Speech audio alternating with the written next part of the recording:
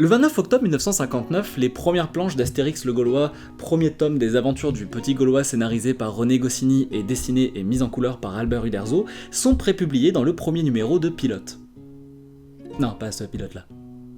En 50 avant Jésus-Christ, toute la Gaule est occupée par les Romains.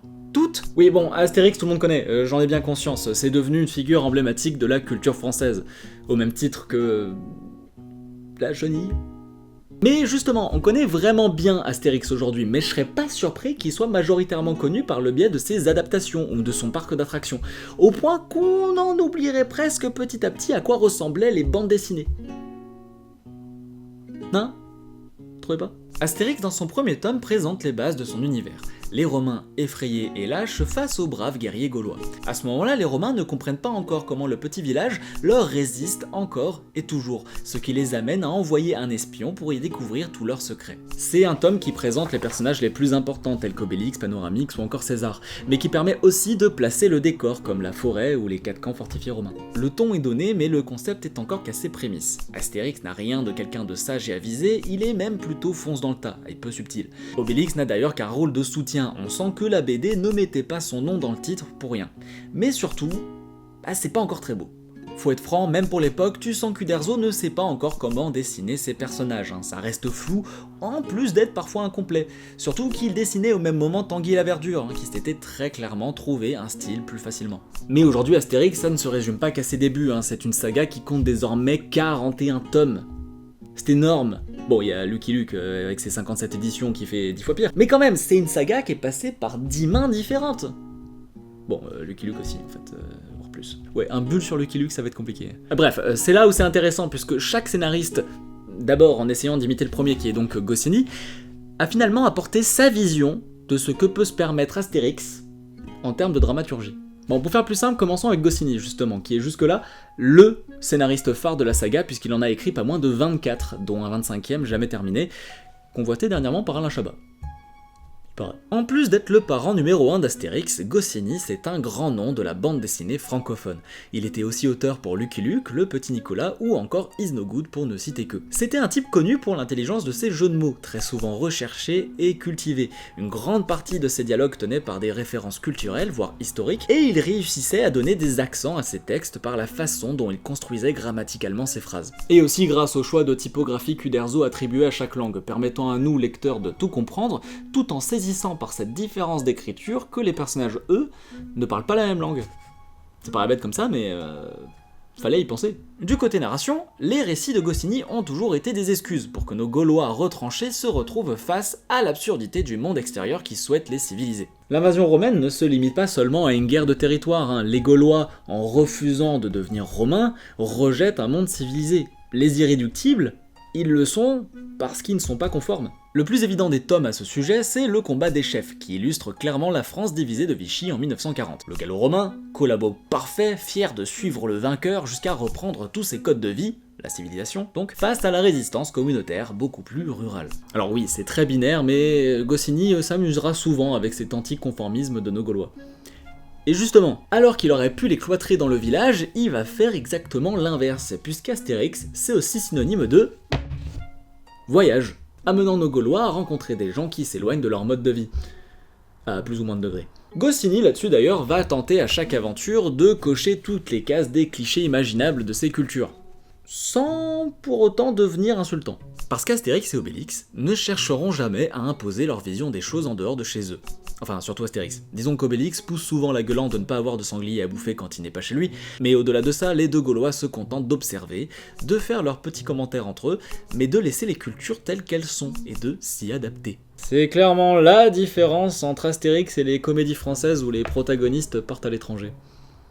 Mais là je sais que vous en avez plein qui pop dans la tête. Enfin, au-delà de ces carnets de voyage, Goscinny en profite aussi pour parler de nous. Évidemment, de notre société occidentale, de ses vices, et de ses incohérences. On peut citer là Astérix Légionnaire, une parodie du service militaire où les deux Gaulois mettent à rudes épreuves l'autorité d'un centurion, transmettant le flegme de leur attitude aux autres volontaires. Astérix et le Chaudron met les deux Gaulois face au cercle vicieux de l'argent et de ses dépenses. La zizanie les fragilise de l'intérieur en retournant tous les Gaulois du village contre eux-mêmes par la ruse d'un Zemmour en puissance qui amène la jalousie et la calomnie chez les Gaulois. Le domaine des dieux installe la civilisation et son urbanisme aux portes du village, et enfin Obélix et compagnie se présentent carrément comme un tuto pour comprendre le capitalisme en faisant d'Obélix un obsédé des bénéfices. Bref, Goscinny, il se moquait. Malheureusement, Goscinny meurt. Trop tôt, à 51 ans, d'une crise cardiaque alors qu'il sortait justement d'un rendez-vous chez le cardiologue, laissant derrière lui une famille d'abord, mais aussi un grand héritage, qui aurait pu s'arrêter là. Mais si vous avez lu Obélix et compagnie, faut que ça tourne. Alors Uderzo décida d'abord de reprendre entièrement la saga, dans un premier temps en quittant leur éditeur historique Dargaud, à qui il flanquera un procès pour des questions de droit à l'étranger, afin de créer sa propre maison d'édition, les éditions Albert René. Et là ça divise. Dès son premier tome en solo, Le Grand Fossé, qui pourtant reprend les codes de Goscinny en parodiant l'atmosphère ambiante de son époque avec le mur de Berlin et la France divisée politiquement en deux grands partis, Uderzo va y installer une romance shakespearienne en ses personnages de comics et fanzines, réinterprétation de Roméo et Juliette, dessinée dans un style graphique très éloigné des autres personnages de la série. Comics et fanzines resplendissent, ils ne pensent pas comme les autres, c'est encore subtil, mais à ce moment-là, quelque chose de mièvre s'installe, et ça va pas s'arrêter là. Par exemple, dans le tome 26, l'Odyssée d'Astérix, Uderzo clarifie son changement de ton en ouvrant l'histoire par une discussion entre sangliers. Et ça alors c'est un kiff d'Uderzo de faire parler les animaux. Il adore les dessiner, l'existence d'Idéfix vient d'ailleurs de là, puisque dans le 5e tome, le Tour de Gaulle, Uderzo trouvait que ça manquait de vie parfois dans les cases, et du coup il a décidé de dessiner un petit chien qui suivrait nos deux Gaulois pendant leur tour de Gaulle, jusqu'à la dernière case où Obélix se rendrait compte de la présence d'Idéfix. Mais depuis le décès de son compère, Uderzo ne s'est pas limité à simplement les dessiner. Il leur a donné d'un coup une importance, comme encore dans l'Odyssée, où l'antagoniste principal de cette histoire, 006, qui reprend les traits du James Bond de Sean Connery, se trimballe une mouche, qui devient un élément principal de l'œuvre.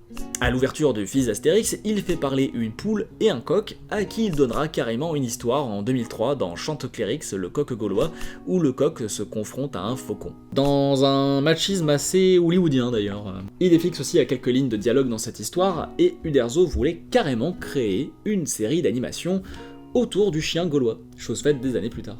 Mais au-delà des animaux, il va donner aussi une grande importance aux enfants. Comme dans une courte histoire sur la naissance d'Astérix, ou encore dans La galère d'Obélix, où ce dernier redevient un enfant après avoir rebu de la potion magique. D'ailleurs, même vers la fin du tome, il découvre l'Atlantide.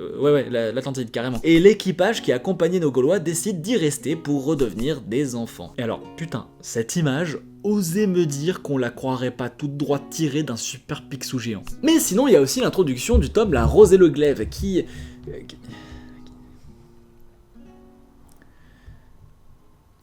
Faut qu'on parle de La Rose et le Glaive. Pas trop longtemps parce que sinon je risque de devenir insultant. Mais un peu. C'est le tome qui achève tout espoir à Uderzo de prouver l'intelligence de son écriture. Alors que juste avant il sortait Astérix Scheherazade, qui était pas trop mal. La Rose et le Glaive, c'est 50 pages écrites et dessinées par un mec blanc privilégié, hétérosexuel, qui souhaite répondre aux critiques qu'on lui faisait quant à l'absence de personnages féminins forts dans la saga. Une critique plutôt valable, même à l'époque de Goscinny, puisque même s'il écrivait bien, il en avait un peu rien à foutre des femmes.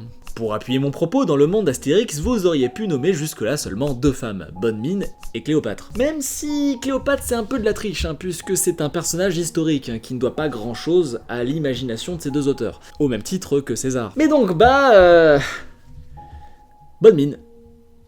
Bonne Mine était jusque-là le seul personnage féminin à avoir un nom et un caractère qui se distingue des autres femmes du village. Caractère pas super avantageux pour la gente féminine d'ailleurs. Bon, dans le village, il y a aussi Madame Ajakananix qui a son caractère à elle, mais elle a pas de prénom, en plus de pas être ultra étoffé, faut le dire. Mais je vous entends déjà me dire qu'il y a Falbala, ah oui, la grande Falbala, et j'entends totalement votre pensée, mais je considère que le personnage n'existe plus à partir du moment qu'Uderzo crée le personnage de Fanzine, cité un peu plus tôt là, qui est complètement une copie de Falbala, autant dans sa plastique que dans sa caractérisation. Mais vous inquiétez pas, hein, c'est aussi le cas pour Comics, hein, qui est complètement une repompe du fiancé de Falbala, qui s'appelle Tragicomics. Ah, les neurones, ils ont chauffé. Hein. À croire que pour être beau et jeune selon Uderzo, il faut être blond aux yeux bleus. Enfin, pour en revenir à la Rose et le Glaive, Uderzo a voulu répondre donc, et a sorti sa carte de la neutralité, en se moquant autant du machisme que du féminisme. Et alors mettre le féminisme comme un contraire du machisme, c'est quand même admettre que t'as pas compris un gland au féminisme. Bref, des réflexions misogynes en veux-tu, en voilà, on va pas en faire la liste complète, ce serait trop long, je vous inviterai à les découvrir par vous-même. Ah, quand même, j'ai un peu envie de vous en citer quelques-unes parce que c'est tout de même un tome où Maestria, hein, du coup la féministe venue de Lutèce, met une fessée à Astérix. Puisqu'une féministe, c'est évidemment une meuf qui veut traiter les hommes exactement comme les hommes le font avec les femmes. On peut aussi admirer Astérix qui fout un pain à Maestria après que celle-ci l'ait agressé en lui faisant des avances forcées et en l'embrassant. Ah oui, mais elle est de Némésis en fait.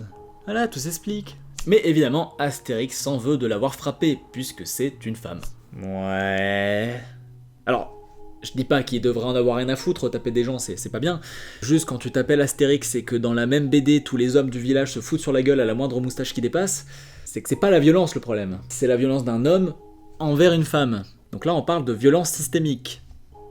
Et j'admets que voir Astérix péter un câble au point de foutre une bêche à une meuf après que celle-ci l'ait agressé sexuellement, bah finalement, c'était pas trop mal les sangliers qui parlent. Bon, évidemment, la confrontation entre les hommes et les femmes n'est pas réservée qu'aux Gaulois, donc les Romains accueillent de leur côté une troupe spécialement féminine et seulement composée de mannequins, par ailleurs, hein, qui viennent foutre le désordre. Et comme évidemment il faut les affronter puisque ça reste des Romaines, mais qu'il ne faut pas les frapper puisque ce sont des femmes, et bah la solution des Gaulois, c'est d'organiser une après-midi shopping et bien-être au village. Tu me diras, je suis pas forcément contre l'idée, hein, au moins c'est pacifique. Mais à ce compte-là, pour rester dans le cliché, peut-être qu'il faudrait proposer aux Romains un apéro barbecue et pétanque. Tu stoppes des guerres comme ça. Bref, à la fin, tout est bien qui finit bien, le mouvement féministe de Maestria meurt dans l'œuf, et les femmes retrouvent leur place dans le village. Bon, elles ont quand même gagné un droit. Le droit de vote ?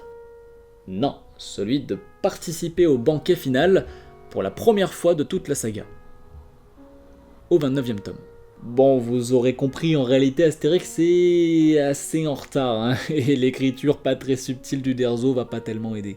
Les tomes d'après changeront pas la donne. Le 31e, la Traviata continuera sur cette lancée clairement misogyne, puis viendra le tristement célèbre 33e tome, dernier du parent numéro 2, Le ciel leur tombe sur la tête, où Uderzo signe d'un côté une lettre d'amour envers Walt Disney, et de l'autre, il déverse sa haine et son mépris pour les comics et les mangas. Enfin voilà, suite à cet ultime tome, Uderzo céda l'écriture et le dessin à de nouvelles mains, respectivement la personne de Jean-Yves Ferry et Didier Conrad, qui ont dû se chier dessus, parce qu'Uderzo il était encore là, il surveillait. Alors avant de continuer, j'aimerais revenir un petit peu sur Uderzo, puisque jusque-là je l'ai pas mal dézingué. À juste titre, je trouve, mais tout de même, paix à son âme, Uderzo nous a quittés il y a maintenant quelques années, et ça reste quand même un grand monsieur de la bande dessinée francophone, qui avait un grand talent pour le dessin. Ça peut paraître con de le notifier pour de la bande dessinée, mais Uderzo dessinait vraiment bien. Alors certes, dans les premiers tomes, ses traits étaient rarement réguliers, ça se voyait qu'il cherchait son style, mais Uderzo affirma avec le temps un vrai travail de composition, simple mais joli. Et la simplicité demande souvent une grande maîtrise. Et ça, on le remarque avec Tanguy et la Verdure, que j'ai déjà cité au début de cette vidéo. Alors, je vous parle de ça parce que, malgré tout le bon vouloir de Didier Conrad qui fait ce qu'il peut pour recopier le style, je peux pas m'empêcher de regretter les coups de crayon d'Uderzo. Alors, c'est très beau, hein, je dis pas le contraire, la copie est parfaite, mais justement, c'est une copie. De plus, dans l'écriture, Ferry semble plutôt suivre les pas d'Uderzo, sûrement par respect pour ce dernier qui supervisait la transition du changement artistique. Le style reste très enfantin, moins moqueur, Ferry surjoue des jeux de mots comme pouvait le faire Uderzo déjà assez maladroitement. Bref, on ressort de ces 5 tomes écrits par Ferry avec la sensation de pas avoir retenu grand chose, ni dans ses personnages, ni dans ses situations. Même quand l'idée peut être pas mal, comme avec la fille de Vercingétorix qui parle quand même de lutte, d'héritage symbolique, d'adolescence, un paix dans l'eau le truc quoi. Mais pour le tome 40, on change tout. Enfin, non, pas vraiment. Conrad continue de prêter ses talents au dessin, tandis que Ferry raccroche, et les éditions Albert René jettent leur dévolu sur Fab Caro, alors très en vogue dernièrement pour reprendre le scénario. Et Fab Caro, c'est quelqu'un qui se moque de nos sociétés. Il la tord, il s'amuse avec pour la rendre un poil plus absurde. Donc il est pas très étonnant de ressentir dans l'Iris Blanc un zeste de Goscinny dans l'écriture. Peut-être même un peu trop, puisque le récit prend place au sein du village avec un personnage qui vient semer la zizanie, comme dans la zizanie ou encore le devin. Mais j'admets que c'était un retour plaisant aux sources, donc je l'ai bien aimé.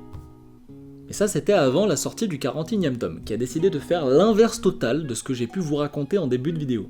Oui, puisqu'Obélix va imposer tout le long du voyage en Lusitanie, donc au Portugal, son mécontentement de la culture étrangère, jusqu'à y ramener sa propre culture. Tandis que les Lusitaniens ne participent pas vraiment à l'histoire, Fab Caro préférant mettre au premier plan un couple de septuagénaires gaulois racistes, qui vient faire sa retraite en Lusitanie. Bon, la saga continue d'être publiée aux éditions Albert René, devenue en 2008 une filiale d'Hachette, détenue par Bolloré. Et au vu des ventes du dernier tome, la machine n'est pas prête de s'arrêter. Est-ce qu'on a vraiment besoin de nouveaux tomes d'Astérix ? Comme dit plus tôt, aujourd'hui Astérix, ça dépasse la BD. C'est des films en animation ou en live action avec très souvent des ratages pour ce dernier. C'est un parc d'attractions, c'est énormément de goodies. C'est une série d'animation avec très récemment le combat des chefs de Chabat. Très très cool d'ailleurs. Bref, Astérix est devenu beaucoup de choses, ça s'est émancipé de la BD au point que quand elle y revient, on est presque sur notre fin. Puisque comme j'ai pu le dire précédemment, les tomes de Goscinny étaient géniaux par leur scénario et leur sens du rythme. Ça se voulait gentiment grinçant, moqueur, coloré, réjouissant. Mais tu retenais pas Astérix pour la grandeur de ses dessins ou l'originalité de son scénario, malgré ce que j'ai pu dire sur les deux auteurs. Astérix, ça reste très gentillet, et c'est un gentillet que j'adore, mais force est de constater que la saga se repose sur ses lauriers. Quand tu vois ce que les autoristes d'aujourd'hui peuvent t'offrir et même déconstruire dans l'univers de la bande dessinée, ouais, Astérix c'est plutôt à la ramasse, et sûrement qu'il cherchera jamais à se renouveler. D'où ma question, est-ce qu'on a vraiment besoin de nouveaux tomes d'Astérix ? Moi je dis que non.